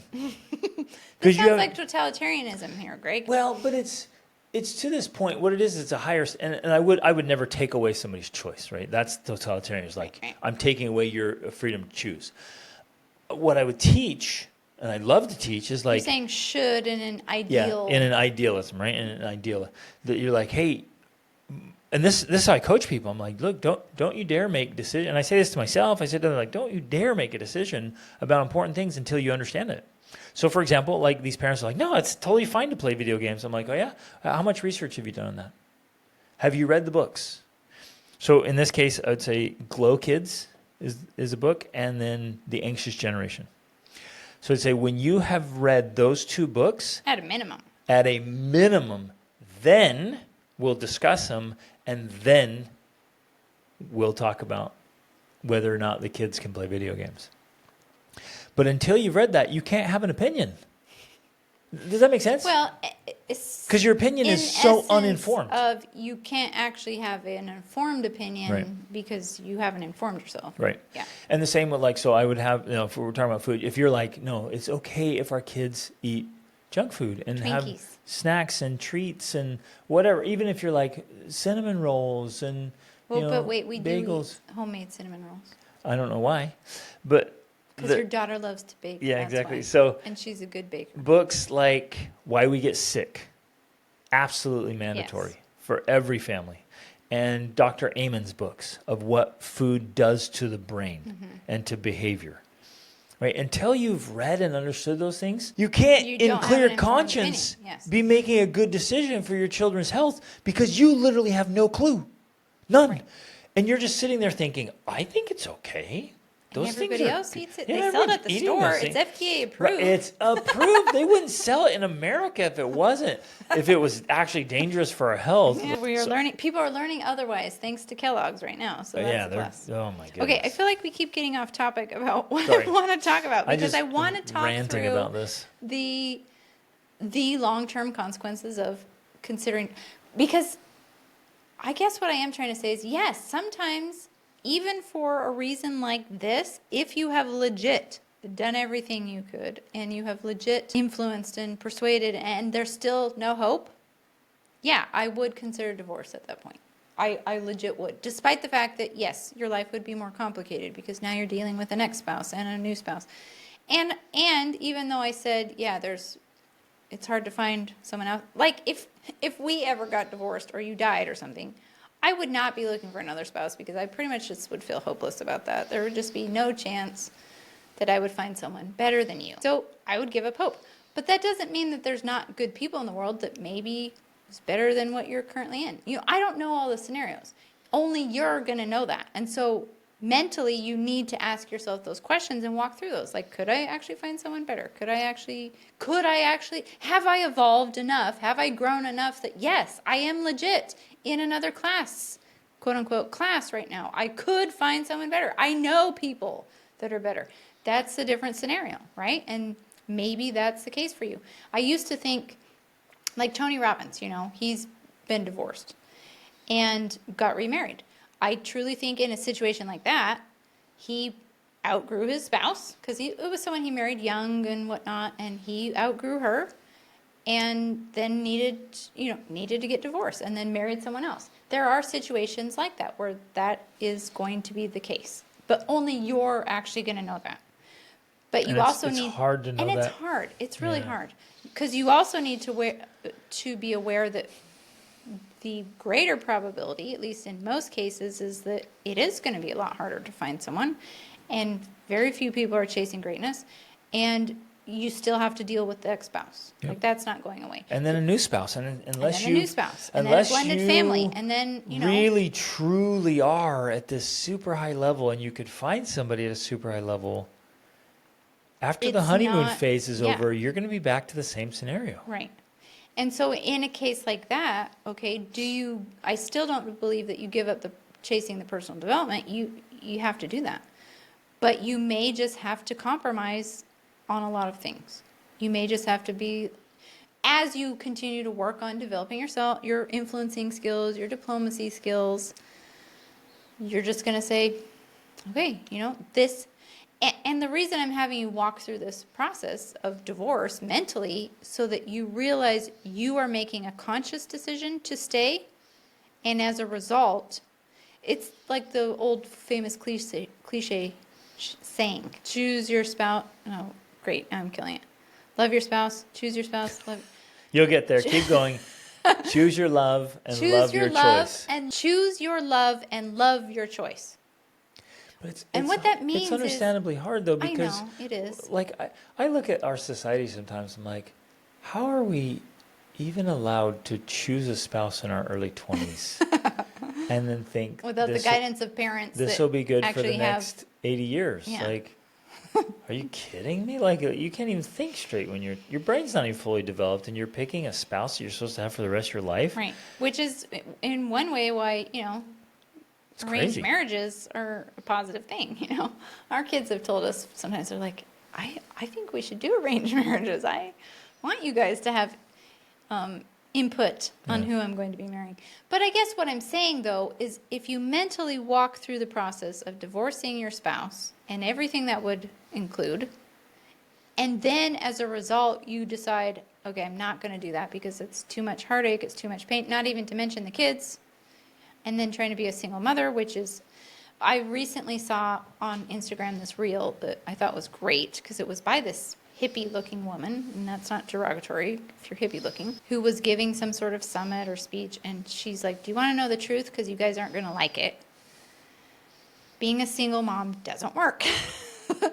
She's like, the best way for a woman to be a great mother is to have the support of a spouse. Because when you are drained, you get refilled from the spouse, and then you have something to give to the children. Without that, the children are taking that burden and they just can't handle it. Yeah. You need support. So that's the truth of the matter. And yeah, if you're in a marriage where you're not getting that, then in a way you are a single mom already. Except Except that- this husband is providing, Yeah. which has given her the Right. bandwidth to pursue personal development for Yes. 10 years. Yes. If So she there was is out still, just trying to survive financially Exactly. or whatever, So even in a case like that, you might decide purely for that reason alone, I don't have to work because he does. It's worth it for you. And you might think that that's kind of selfish or pragmatic or logical and not romantic, but okay, it's still better than providing for yourself in some cases. and we're not saying that you have to settle for a mediocre marriage either. Well, I in a would say way, keep pursuing. Isn't that what we're saying? Just kidding. Well, I get what you're saying, but in a way, what you're going to still keep pursuing is improvement and change and other ways to make it Right. closer to what you want. We're not saying you should ever give up on that per se. Yeah. Because, part of what she said is, well, do I just expect this for the next 30 years? No. And the truth is, you won't get the same for the next 30 years. It will either actually get worse or it will get better. Yep. And maybe it will get worse, and then, okay, that's when you At that decide point, we divorce. yeah. Or it will get better. Even if it's not as good as you would want it to be, it's still going to be better than it is now. It's one or the other. That's what will happen. Yep. So part of that, too, is deciding how much it's worth it for you to, quote unquote, endure to see what happens as you continue to grow and improve, continue to improve your diplomacy and influence skills, continue to try everything, because that's still part of it. Because the thing is, yeah, you feel like you're at the end of your rope, but the truth is human beings have a huge capacity for, this sounds terrible, for suffering. And so there's actually always more you can endure. Now, that's not necessarily an exciting prospect. Or even a recommended one. Or always. a recommended prospect. But I guess what I'm saying is you have to weigh your options. Because if you get divorced, like we're saying, you're not necessarily going to be now free of suffering. That's still going to be suffering. You're going to suffer. Suffering is involved. So you can, I think the way Jordan Peterson words it is, the way you approach suffering determines whether or not it is hell or just suffering. Because you can either have suffering or you can turn it into hell. Be miserable. And be miserable. Right? And that really just depends on how you approach it. And that's, again, I'm not saying that this is the best case scenario or what you want to hear. But when you find yourself in this situation, it's the reality of what you're facing. And so your best option is to make a choice. And that's why I want to go back to that. Choose your love and love your choice. If you decide, okay, I'm not going to divorce this person, I'm going to stay with them for whatever reason, even if it's financial, you have chosen your quote-unquote love, and now your best option is to love your choice. Even if what you love about them is very minimal. As long as you love that, that will add value to your relationship. And you can, in the worst of scenarios, you could even choose for a time. So I'm gonna stay in for another 3 years. Yeah. Or another year, or another 5 years. Right. Like, and just I'm gonna go all out, everything I can for the next 3 years to try to make this significantly better. And if at that point nothing has changed, and I still have progressively, grown and progressed, then I come back to that decision. Well, and I think maybe that's an aspect you also have to include in this scenario, because, again, if you decide that personal development is necessary for you for the reasons we laid out, because what's the alternative besides spiritual death, and you let your partner know, and you let them know about what you're thinking, then that helps them to understand where you're at, but that what you want is this relationship with you. You want to be with them. And people are afraid of killing the marriage or killing the relationship, but if that's the natural result of pursuing growth, then in some ways, I hate to say it like it was meant to be or something, because that sounds fatalistic, but if the only way for the marriage to survive is you committing spiritual suicide, that's not a relationship you should be in long term. Right. Because that's not healthy. That's not healthy for you. Right. And so there's two options. Either the relationship does break or change occurs. But the thing people don't realize is the only way that usually happens is when there is a breaking point. You do have to reach that breaking point. And so the fact that you feel like it's tearing the relationship apart is not necessarily a bad thing. It's just a natural consequence of what's occurring. The other thing I was going to mention too, because we have met people and have talked to people where they have told us, I knew when I married my spouse it was the wrong decision. And I think in a scenario like that, again, you have to walk through it, but sometimes it's like, oh, well, if you did make a wrong choice, then yeah, maybe and it's been divorce confirmed is the again and option. again and again, and there's not much you can do. Then there are marriages that just shouldn't have happened. They shouldn't have happened. They won't last. Right. And that's the case. But I think that can be rare if we'll really lean into it in a massive way and make the changes and genuinely do everything we can. Even if your spouse is willing to do small things, and you might think, oh, it's not enough, or it's not good enough, or it's not big enough. But as long as there's some willingness there, I think that there's some hope. Right. One thing I love to do for myself is to ask, like, hey, would this hold up in court? And it's a gut check. It's a reality check for me, because I get thinking like, well, I've done so much, I've progressed so much, and I'm the only one that does anything around here. I'm like, wait a minute, would that hold up in court? If we put video surveillance on everything and there was a jury watching, would they say, "Oh yeah, Oh, it's clear. Yes, obvious"? he's a loser for sure. It's like, whoa, wait a minute, like total reality check on that. And if it wouldn't, if my movie was a silent film where all the talking Well, I do doesn't hold up, and it's a silent film and other people are watching, or even a court were watching, would it hold up?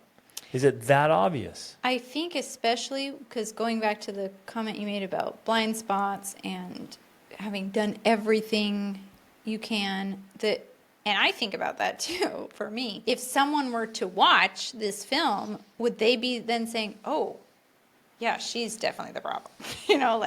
And again, I don't know the person who sent this message, and I'm not saying that per se, but if your life was being videoed, if they were watching every interaction and listening to every conversation you had with your spouse, who would they think was to blame? Or at least, are you a contributing factor to your own at the problems? very least. Yeah. At the very least, would they say, "Oh, well, that thing you said there, that definitely wasn't helpful, and that thing you did." And if there was some magical way to see the past and be like, "Oh, you've been doing this pattern for years. For the last 10 years, you've been saying this thing. Mm-hmm. No wonder he's not responsive." Right. Or you've been doing this thing or not doing this thing. It's like, And this goes both ways, right? Yep. I'm sure there would be plenty of things where it'd be like, "Oh yeah, well, look what he's doing. No wonder she does that. No Yep. wonder she complains." Exactly. But the point is, you're right. Until, and this isn't like that you have to be perfect, right? Because none of us are perfect. But until you know that, at least if other people were to view this situation, they would say, "Oh, okay, yeah, I see that you are doing everything you can. You're being as patient as you can. You're being as tactful, as diplomatic as possible, and it's still not working." Guilty as charged. In my mind's eye, I can see somebody though sitting around with their girlfriends, or the guy sitting around with his buddies, like, complaining that's about why the it's spouse. Not a fair It's jury not fair there. at all. You That's gotta what I'm have a saying. mixed jury. Yeah, exactly. You got to have and ideally a very well trained. Yeah. Intellectual Exactly. jury that understands human psychology and behavior and can see things clearly, not just your friends you get together with to Right. complain about your spouse, and they're like, Yeah. "No, I told them," and they are totally on my side. They get yep, it. they get it, and I'm like, yeah, no, Yeah. they don't, Right. right? And so there's that scenario again, like at a minimum, and I'm being completely sincere here. I hear stories like this, and I want to help with all my heart. I want to help. Like, I grew up in a broken family scenario. My dad left when I was young. Stepdads came and went. Like, I want to help. I want to save families, and I'm really, really good at what I do, and I can get into understanding what's going on. I've yet to meet a person that is just 100% unwilling, and that if they are just like, "Yeah, I'm just unwilling," okay, give me a good answer why. That, like, it's not happened with the thousands and thousands of people I've worked with and talked to. Like, it just doesn't happen. You Well- got to get in and find the problem, and then hold the problem in front of them and say, "Here's your problem. Do you acknowledge that?" Like, "Yeah, that's my problem." It's like, "Are you willing to work on it?" Like, here's what you can do. You have the tools. The ball's in your court. Are you willing? Like, yeah. I do have to add to that though, because you're saying you haven't met a person, but at the same time we have met people and we've talked to people that they just, one, they're harder to reach. Mm-hmm. Like, they just have more of a wall or Mm-hmm. the resistance there. So they're much harder to reach, and they have a lot more unwillingness. Mm-hmm. For whatever reason. Like, there is an aspect to human psychology where some people just, they fight it. I don't know why, Even that's something I feel like we're still trying to figure out. I guess that's where I know exactly what you're talking about. Maybe even some of the who's that you're talking about in a scenario like this, where it gets to such a point. So if the marriage is on the line, it's like, no, we're putting down some ultimatums. We're having some hard talks, and we're going to have the hard, uncomfortable, honest talk. There's no avoidance here. I don't want to talk about it. I'm going to resist it. It's like we're way beyond all of that. We're sitting down face to face, eye to eye, and we're going to get some honest answers because there's no other option. Yes, but there are some people who won't even do that, I guess. Yeah, you're right. But those are extremely rare. in my experience, are extremely rare, especially when you put down a hard ultimatum of like, this changes or it ends. And I don't know that this in this particular situation that it's to that yet. I don't think so. I think there's a lot more that can be done. But when it gets to that point, it's like, hey, either things change or it ends. And I guess that's what I'm saying, that because that's where it would be for me, and I think it'd be the same for you. If it got to that point and neither one of us was willing to address the issues and make the changes, then I guarantee the other one would say, okay, well, here's a line right here. Either it changes or it ends. And I think that's a good thing. I think it's a powerful thing. I guess I'm just throwing this out here because I'm thinking, and this might be something that simply is in the outskirts of human behavior. But maybe it needs to be thrown out there because sometimes people don't fully realize who they're married to. They don't fully understand. Because one thing we have learned is that even though you can look at a human and think you understand them, human brains can be so different that there are, and this is not to be derogatory or whatever, some people's brains just do not work the same. Yep. They're not. And so there are some. We might say they're not like really high functioning. Yeah. To nobody's fault. Yeah. It's just they're not high functioning. And so there are some people who you might think you're married to whatever, so, the certain person, but they just are not comprehending the world in the same way that you comprehend the world. Almost that as can if be like a misunderstanding. A brain has concepts. They have a limiter on it. And we've learned about that from Dr. Amen and other people. There are certain people who just, like, the right and left hemispheres don't connect fully, and so they can't understand certain concepts or, mix those concepts. So I guess I'm just throwing it out there that sometimes we have to take that into consideration. Like maybe we are married to someone who just does not get the world in the way you get the world. Right. Which and as much isn't as you try to necessarily explain bad. It just means that you may never be compatible because their brain just works completely different, which can also come into play in extreme situations, the drugs or whatever, like especially if it messes with the brain, where you're just not dealing with someone who can function at the level you can function at. Yeah, they may not have the cognitive ability or cognitive capacity to be where you would like to be. Yeah. That's an important factor. So again, just something to consider in the entire spectrum of considerations here as you're thinking about this and walking through it. But again, I guess just to close. As we've rambled all over the place and gone down all kinds of paths, but it's been very fun. I think insightful and helpful for a lot of people in different ways and different scenarios. Right. The point is be willing to walk down some of these paths mentally because it's going to help you understand where you're at and what you're willing to do for what it is you believe in. If you truly believe in the path you're pursuing, that, and again, bringing up the whole point you mentioned about we think pursuing a life of greatness is just glamorous. It's not. Often a life of greatness produces suffering simply because you are pursuing greatness. Yep. That's a part of it. And I think we've definitely experienced a lot of that. I mean, if anyone knows our story, you know how many times we've experienced suffering, often self-induced, because we were pursuing this path, this dream life.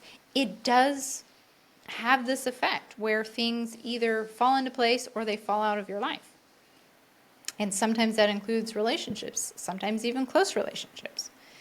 But then and some people they are willing to sacrifice that. They're willing to sacrifice the pursuit of their soul development in order to appease others or to keep the peace or whatever. And I get that that's valuable and maybe that is the right course for you. I'm not going to say it's not. That might be more valuable for you. You might think that maintaining your family unit is more important. And I get that that's important. That's definitely a valid consideration. But ultimately, I think that the only way to not die spiritually is for us to be true to soul, our heart, and to pursue that, even if it results in Because again, especially in a case like this, it's not like you're choosing between suffering and not suffering. You know, you're already experiencing suffering. Continuing to pursue greatness, not pursuing it, isn't going to eliminate your suffering. And nor will a divorce. And nor will a divorce. Yeah. So you just have to realize, unfortunately, that this is sounding really depressing, but suffering is a part of life. It is. But we can appease it. But we can, and we can approach it with courage and what's the word I want to use? Like the way we approach it is going to change it into something that becomes beneficial for us, as opposed to suffering just for suffering's sake, or turning it into hell, and like we talked about before. We have to pay a price. There's a price for everything. And we can pay the price in growth. Like there's a price to be paid in growth and in becoming your best self. I would way rather pay that price than paying the price along the road of just coasting and enduring and suffering. Right. And we're sitting here talking about suffering like our lives are miserable and suffering. Like we live an absolutely extraordinary life. It's so happy and so joyful. And we look at the suffering we endure as a privilege and a joy because we live such a phenomenal life and have such an extraordinary family and everything. Yes.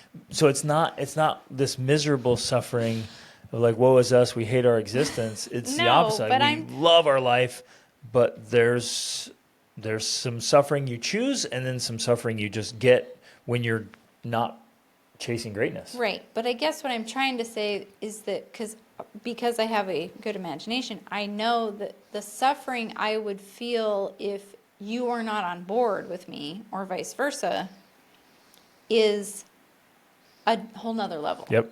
Same. But I guess I'm also trying to say that in this hypothetical situation, if you gave up pursuing your growth path in order to keep peace in the marriage, it doesn't mean you're going to have the marriage you want. That's the other thing. You're not going to now suddenly, because you stop pursuing the greatness, that now he's going to be everything you've ever wanted, or you're going to not have any friction. There's still going to be or disagreements. It doesn't go away. Ultimately, that's what I'm trying to say. It doesn't go away. These things don't go away. The only way they go away, the obstacle is the way. Like, how many times have we said that? The obstacle is the way. The way to get rid of that is to move through the obstacle, not by avoiding it or stopping the pursuit. If you say, oh, there's an obstacle there, guess I won't keep moving forward, that doesn't remove the obstacle. The obstacle's still there. So everything you're discussing, everything you're saying, discouragement, dissatisfaction, all of these feelings, they don't disappear just because you decide to stop pursuing growth. It doesn't work like that. They're still going to be there. The only way they disappear is when you resolve the issue. Now, and that's why I'm saying, that's why this is a difficult topic, because resolution is challenging in a situation like this. It's not easy. But resolution is ultimately the only solution, regardless of how difficult it might be. It doesn't go away. It doesn't just disappear because you decide to stop. Right.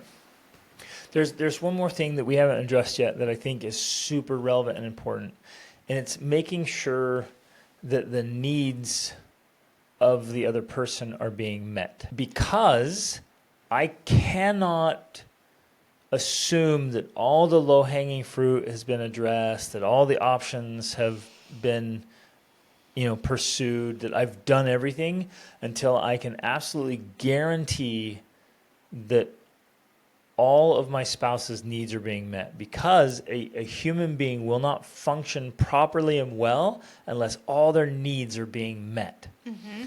So in this case, if Rachel was acting off, my first thing, I'm going to say, like, are her needs being met?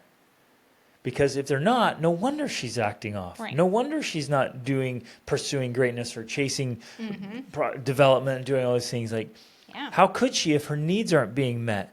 So one of the very first things I'm going to do, especially because I want to be pursuing personal development, is I'm going to say, how can I better meet her needs? So I'm going to do, in my personal growth journey, I'm going to do everything in my power to meet your needs. Then if I know for sure your needs are being met and you feel good, and then at that point you're not wanting to grow or develop, okay, something's really off. Yeah. Like that's weird. Yeah. Like something's off. in most cases, there's a lot of unmet needs. Right. Well, and I think especially because it's a two-way street. If her needs are not being met, which clearly they aren't, then it's most likely 100% his needs are not being met either. Yep, exactly. Because that's where most conflict in marriage occurs. And maybe this is a good, I'm glad you brought this up. This is a good place to end because it feels a little more hopeful than where I was going with suffering and enduring. That's most often what happens. When people are having conflict in their marriage, it's because needs are not being met. Because you're right, when needs are being met, all people are more open to suggestion, influence, Even persuasion. feeling the upward reach. Yeah, When feeling they the feel upward reach. like all their needs are met, they feel good. They're like, oh yeah, I want to be better. Well, it comes back to the entire Maslow's hierarchy of needs. Like the top of the pyramid is self-actualization, and that doesn't happen, which to me is the tip of the upward reach, right? The thing we're talking about, wanting to pursue personal growth and development. That doesn't happen until the 4 other levels of the pyramid occur. Starting with food, water, shelter, all the basics, safety, security, connection. Until those it things literally happen. could be that he's just eating junk food. He hasn't had a there's healthy so many diet. layers here, right? So like his brain isn't even functioning clearly because he's eating junk food and Right. fast food and processed foods. Yeah. That might be the factor. And my approach to that is like, maybe I can't change it. Maybe I can't stop what he eats, but at the very least, maybe I'll start preparing more meals. Yep. I'll start making breakfast or dinner because then I know at least you're getting one healthy meal a day. Yep. Things like that, or how you start having change or influence. But yeah, I mean, I know that is a huge element there, that if those basic needs are not being met, people are not open to growth and personal development, because how can they be? Right, exactly. They literally can't even consider that because they're like, I'm just trying to survive here. Yep. They And feel like they're in some sort of survival mode. exactly. Same for the lady who asked the questions. Like her needs aren't being met. Right. And so even she's trying to be an influencer, but she's like drawing from an empty well. Right. And so the way you start right there is just by lovingly expressing this desire. Like I would love it. It means the world to me. And I feel like I feel loved and cared for when you do this thing. It's so good. It just fills me. And what can I do for you? Where do you feel like I could do something different to meet your needs? And just that one step of reciprocation and meeting needs, then you both start feeling better. And then you have more days when you wake up and you're like, this feels good. And then you can meet more needs and pursue more growth and have more influence and impact. Yeah. Because those needs are being reciprocated and met, and it's a beautiful, good feeling. And ultimately, in the ideal scenario, your needs are being met, my needs are being met. And so we both are like, well, how can we do more for each other and more for ourselves and more for our kids? And how can we keep leveling up? How can we make our life even better than it already is? Because we wake up every day and we feel good. And that makes an absolutely extraordinary marriage and family life. And so we start right there of like this meeting each other's basic needs and desires. And then feeling good makes it that much easier to pursue being good and developing the skills we need to seriously level up. That was a lot and heavy, but super important. I mean, these relationships matter more. Well, the marriage relationship is the most important relationship. That's it. It's the number one. And because it is, I know we would all love to live in bliss and happiness and joy the entire length of the marriage relationship. But ultimately, I guess what matters is working on it. It's the most important work we can do, and it is work. Yes. Especially in a scenario like this, it is work. And so if you mentally walk through this scenario we've described, if you decide to get divorced, that's another course, but if you decide to stay married, then that becomes your work. This is your career. You make a career out of making the marriage the best you can. Yep. And it's the most important work he'll do. Yeah. Yep. I love it. Okay. Love you guys. Thanks for listening. Reach upward.